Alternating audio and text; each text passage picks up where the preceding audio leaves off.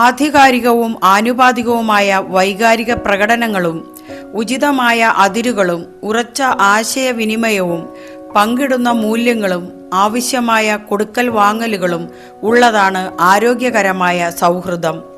കുറഞ്ഞത് 3 മുതൽ 30 വരെ ആളുകൾ സുഹൃത്തുക്കളായി ഉണ്ടാകേണ്ടതാണ്.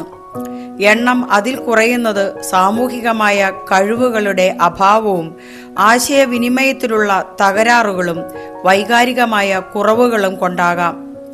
ഏറ്റവും അടുത്ത സുഹൃത്തുക്കളുടെ എണ്ണം 10-ൽ കൂടുകയോ അല്ലെങ്കിൽ എത്രയെന്ന് കൃത്യമായി പറയാൻ കഴിയാത്ത അവസ്ഥയോ ഉള്ളവരുണ്ട്.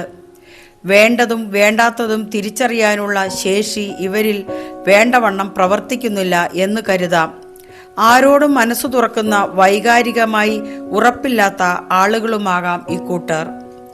തൊട്ടു മുമ്പുള്ള തലമുറയിൽ നിന്നും സമപ്രായക്കാർക്കിടയിൽ നിന്നും ഇളം തലമുറയിൽ നിന്നും ഓരോ സ്ത്രീയും പുരുഷനും നമ്മുടെ ഏറ്റവും അടുത്ത സുഹൃത്ത് വലയത്തിനുള്ളിൽ ഉണ്ടായിരിക്കുന്നത് നല്ലതാണ്.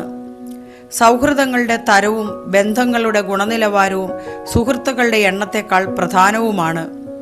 ഒരാളെ അടുത്ത സുഹൃത്തായി കണക്കാക്കും മുൻപ് ഏകദേശം 200 മണിക്കൂറെങ്കിലും അവരുടെ കൂടെ ചെലവഴിച്ചിരിക്കണം എന്ന് മനഃശാസ്ത്രജ്ഞന്മാർ അഭിപ്രായപ്പെടുന്നു.